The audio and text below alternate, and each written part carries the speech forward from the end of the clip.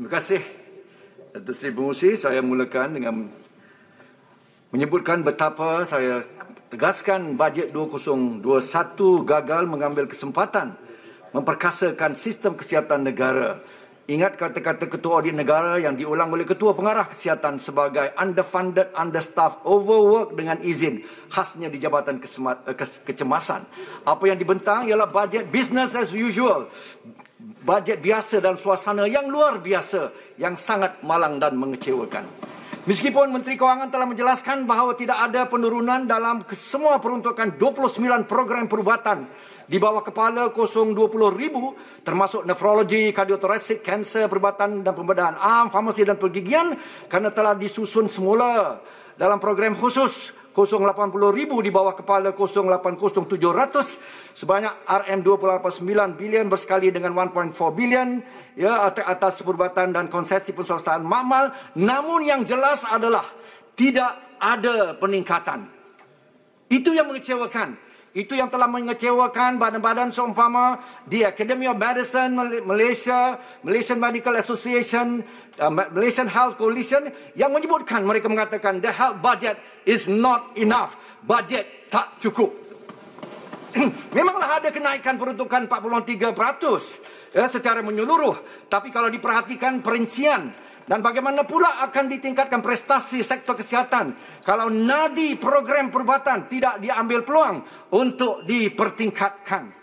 Tambahan soalan saya kepada Menteri, bagaimana pula agihan ini akan diperuntukkan? Bagaimana ketelusannya? Bagaimana pengurusannya?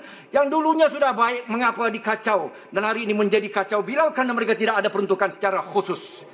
Dalam kenyataan akhbar mereka, badan-badan ini telah menyebutkan harapan mereka untuk menyaksikan ya, peruntukan itu dinaikkan kepada 4% KDNK.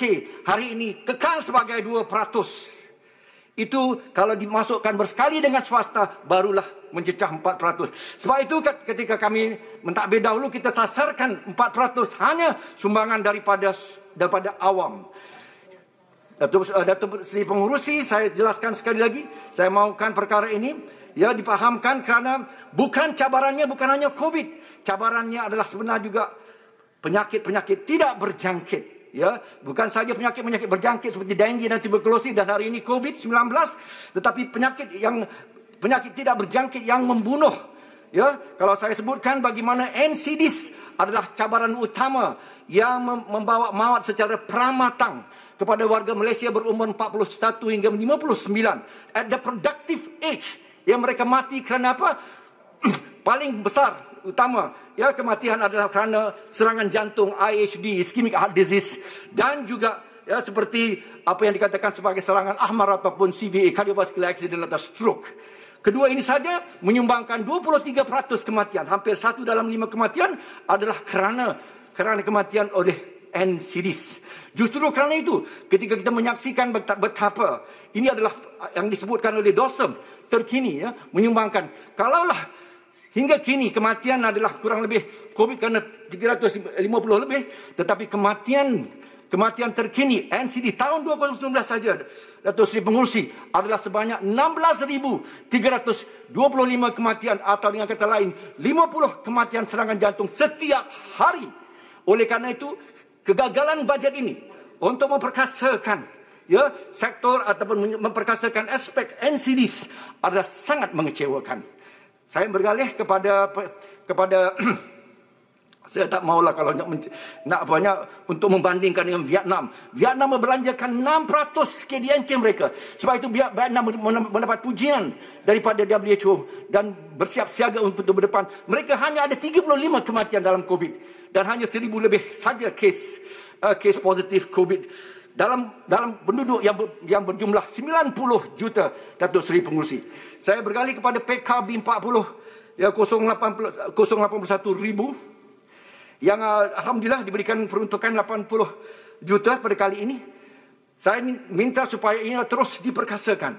Dan kita telah membebankan KK kita, klinik-klinik kementerian kita dan staf kita. Justru saya meminta supaya menteri dan KKM melibatkan pengamal-pengamal swasta, klinik-klinik swasta, GP swasta, supaya mereka dapat bukan saja membuat screening dalam PKB 40, terus ya untuk memperkukuhkan lagi the primary healthcare yang merupakan the preventive promotive yang telah dan preventive predictive healthcare yang telah saya tekankan 22 bulan yang lalu. Justru itu kita minta supaya PKB 40 ini ya melibatkan sama GP-GP swasta ini. Ya, dan akhir sekali kalau saya bergalih sikit kepada apa yang Jelebu dan Jempol sebutkan tentang Klinik Satu Malaysia tadi. Sebab itu kita memperkukuhkan klinik Satu Malaysia itu dengan klinik community, kerana kita mahu ia diperkasakan dengan mewujudkan infrastruktur dan ekosistemnya, doktor dan sebagainya. Bukan untuk menyampingkan atau mempersudutkan klinik Satu Malaysia. Ia punya sebab dan punya tujuan yang jelas untuk memperkasakan primary healthcare. Akhir sekali, Datuk Asosiasi Pengurusi Kemudahan Teknologi Maklumat dan Komunikasi ICT, saya gagal menyaksikan peruntukan untuk EMR. EMR, the Electronic Medical Records, yang Vietnam sekali lagi saya sebutkan sudah memacu, dan negara-negara yang dulunya ke belakang kita sudah memacu infrastruktur seperti ini, lifetime health record dan electronic medical record dan master patient index yang sangat penting bukan saja untuk NCDs tetapi juga untuk infectious disease, gagal untuk kita perkasakan. Ini merupakan satu yang saya sekali lagi tegaskan, kegagalan Bajet 2021, business as usual, sementara sepatutnya kita memberikan segala pemberkasaannya. Saya minta Menteri menjawab semua ini. Terima kasih, Datuk Seri Pengurusi.